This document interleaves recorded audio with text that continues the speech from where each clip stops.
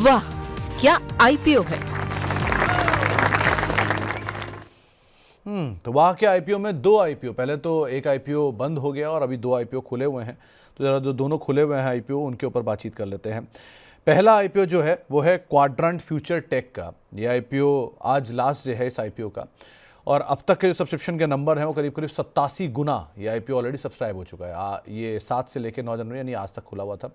275 से 290 रुपये पर शेयर इसका प्राइस बैंड है, और पूरा पूरा फ्रेश ये आईपीओ है, यानी कि 290 करोड़ रुपये जो जुटाया जा रहा है वो पूरा कंपनी के अंदर ही आता हुआ दिखाई पड़ेगा।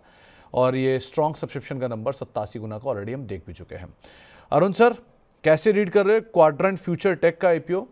ये जिस तरह के नंबर है सब्सक्रिप्शन के, लग तो रहा है कि ये स्ट्रॉन्ग परफॉर्मर साइड पे ही रहेगा। आप क्या व्यू रखते हो इस पर?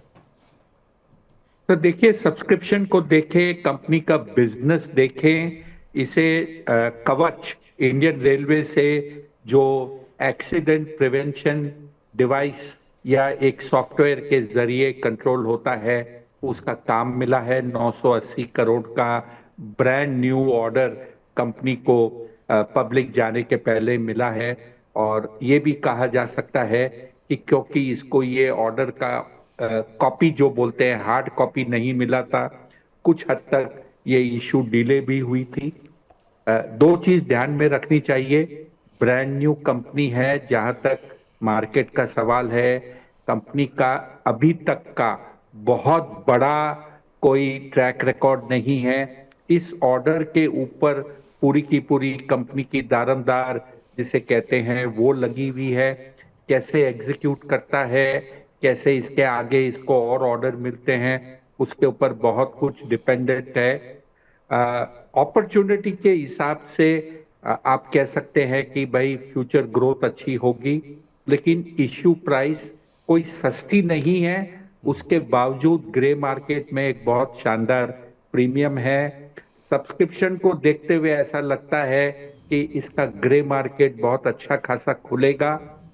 अगर मान लीजिए आपको शेयर लगता है, तो पहले 2-3 दिन में देखकर कहीं ना कहीं आपको संतुष्टि जताकर प्रॉफिट बुक कर लेना चाहिए। क्योंकि जब तक कंपनी का डिलीवरी और प्रदर्शन नहीं आता, जहां तक नतीजों का सवाल है, ये जो ऑर्डर है ये एक नेगेटिव फैक्टर बन सकती है कंपनी के लिए, अगर ये इस पे खरी उतर कर डिलीवर नहीं करती।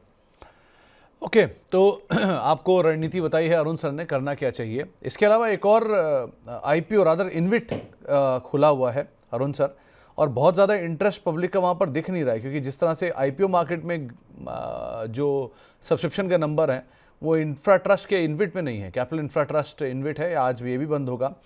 99-100 रुपये के आसपास का प्राइस बैंड है। 1077 करोड़ है, इसमें से 501 करोड़ जो है वो ओएफएस के ज़रिए है, और बाकी 1077 करोड़ जो है वो फ्रेश इशू में पहुंचते हुए दिखाई पड़ेंगे। करीब करीब 30% सब्सक्राइब हुआ। अरुण सर, आमतौर पे भी हमने देखा है कि इनविट में उस तरह के रिस्पॉन्स नहीं आते जो आईपीओ में आते हैं। सो लग रहा है फ्लोट होगा पूरा लास्ट तक? सर देखिए, एंड तक पूरा भर जाएगा। दो चीज समझनी चाहिए कि इनविट का जो नेचर होता है, इसके अंदर में ये एक फिक्स्ड इनकम इंस्ट्रूमेंट होता है, और जो एक सेफ्टी फैक्टर कि भाई मुझे कुछ भी हो बाजार में इतने रुपए या इतना % रिटर्न हर साल मिलेगा, वैसे निवेशक इसमें डालते हैं। Pension fund, insurance companies, institutional fund पे ये ज्यादा करके इसमें इन्वेस्टर होते हैं। इसके पास जो एसेट्स है, ये इंफ्रा प्रोजेक्ट जो होते हैं रोड डेवलपमेंट के, चाहे वो हाइब्रिड हो या ईपीसी वाले कॉन्ट्रैक्ट हो, वो प्रोजेक्ट्स इसमें इनविट में ट्रांसफर किए गए हैं। दो चीज इसके अंदर में जो मिसिंग है वो ये है कि अक्सर देखा गया है कि इनविट या रीट आपको डिस्ट्रीब्यूशन के डिटेल देती है अगले 3 साल के। इस कंपनी के डॉक्यूमेंट में ये नहीं मिले, क्योंकि इसने इस साल में अभी तक कोई पे आउट नहीं किया है। शॉर्ट टर्म में अगर आप देखें तो 24-25 का जो सालाना रिजल्ट आएगा, उसके अंदर में आपको थोड़ा सा अच्छा पे आउट मिलेगा। लेकिन ये आने वाले सालों का एक उदाहरण या एग्जाम्पल नहीं लेना चाहिए, आगे जाकर कम हो जाएगा। इसके अंदर में एक तरह से लिस्टिंग के बाद अगर आप शॉर्ट टर्म के लिए भी खेलना चाहते हैं तो पे आउट के बेसिस के ऊपर आप इसमें खेल सकते हो, और रिजल्ट आने के बाद में, डिविडेंड पे आउट आने के बाद में आप निकल सकते हो। ओके, सिलेक्टेड लोगों के लिए है, कैपिटल अप्रिसिएशन कोई इसमें खास हो ऐसा नहीं लगता। अरुण सर, एक चीज़, क्योंकि बहुत सारे सवाल आते हैं, अभी आ भी रहे हैं रादर, वो उन आईपीओज पे आ रहे हैं जिनकी बढ़िया लिस्टिंग हुई है और अच्छा गैप मिला है। तो जो लोग आईपीओ में पैसा डालते हैं और उन्हें अच्छे गैप के साथ लिस्टिंग गेन मिलता भी है, लेकिन वो निकलते नहीं है इस उम्मीद में कि और बढ़ेगा और ऊपर जाएगा, ऐसे लोगों को आप क्या राय दोगे कि अच्छा गैप मिल गया, गेन मिल गया, जहां 20% के लिए पूरा साल लगा देते हो वहां आपको 50% गेन एक एक दिन में आ रहा है। सो इस सिचुएशन में निवेशक क्या करें? सुमित, आपके शो पर कई दर्शक सवाल पूछते हैं कि भाई ये मैंने शेयर में पैसे डाले हैं और ये मेरा टारगेट है, या इतना समय मैं इसमें लगाकर खड़ा रहना चाहता हूं, या ये मेरे को एक्सपेक्टेड गेन है। वो मिल जाने के बाद में उसके टारगेट रिवाइज हो जाते हैं। ऐसे लोगों के लिए मेरी एक छोटी सी राय है, लिस्टिंग में जो आप नए शेयर में जो आप अप्लाई करते हो, 99% कहते हैं कि हम फर्स्ट डे फर्स्ट शो के लिए खेल रहे हैं, जो प्रीमियम दिख रहा है उसके लिए अप्लाई करते हैं। तो अगर आपको वो शेयर लग गए जो एक नसीब से ही मिलते हैं और आपको वो लिस्टिंग गेन मिल रहा है, एक बार बेचकर निकल जाइए। उसके बाद में सोचिए कि क्या वो इश्यू प्राइस प्लस प्रीमियम पे आप इसमें लेकर 6 महीना या 12 महीने में पैसा कमा सकते हैं। अगर नहीं कमा सकते तो उसमें खड़े रहने का कोई मतलब नहीं है। एक मैं उदाहरण देना चाहता हूं, हाल ही में एक कंपनी लिस्ट हुई थी, ममता मशीनरी। बड़ी शानदार उसमें सब्सक्रिप्शन भी हुआ था, बहुत शानदार लिस्टिंग डेब्यू भी हुआ था। आज शेयर ने न्यू 52 वीक लो बनाया है और शेयर लोअर सर्किट पे है। कहां गया लोगों का वो उत्साह जब ये इश्यू मेरे ख्याल से 300-400 टाइम सब्सक्राइब हुआ था।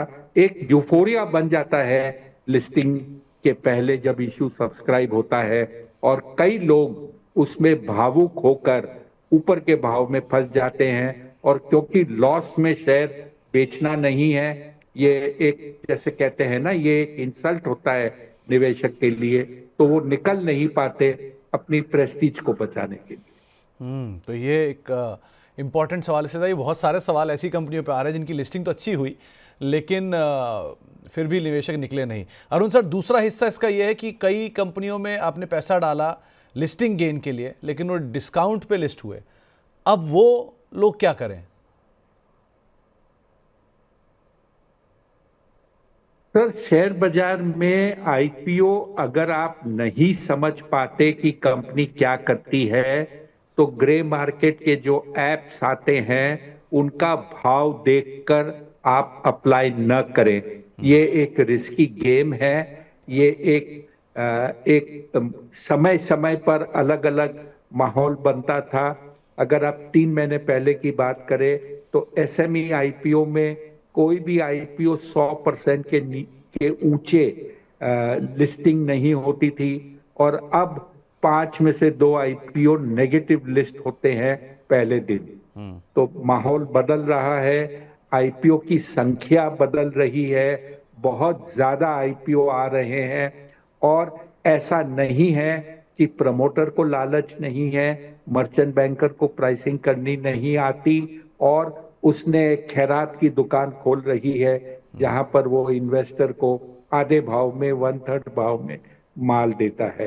हर आदमी अपनी दुकान चला रहा है। सोच समझ कर निवेश कीजिए, और ये न सोचें कि अगर मेरे को शेयर लग गए तो डबल होकर ही पहले दिन लिस्ट होंगे। तो ये आईपीओ मार्केट में बात करना ज़रूरी था कि 2 तरह की लिस्टिंग हो रही हैं और 2 तरह के निवेशक जो पैसे डाल रहे हैं उनको करना क्या चाहिए। अरुण सर की राय आप सुन रहे थे। तो फिलहाल वाह क्या आईपीओ में तो इतना ही। अरुण सर, बहुत बहुत शुक्रिया, आज आपने समय दिया हमसे, आज हमसे बातचीत करी और कार्यक्रम का हिस्सा बने। आपका व्यू हमेशा इंपॉर्टेंट होता है हमारे लिए, बाजार को लेकर भी, आईपीओस को लेकर भी, कंपनी स्पेसिफिक बातचीत करने के लिए। बहुत बहुत शुक्रिया सर, हमारे साथ मौजूद रहने के लिए और बाजार पर अपनी राय रणनीति हमसे शेयर करने के लिए। लौटते हैं अब वापस। जी जी सर, बहुत बहुत शुक्रिया। वाह, क्या आईपीओ है।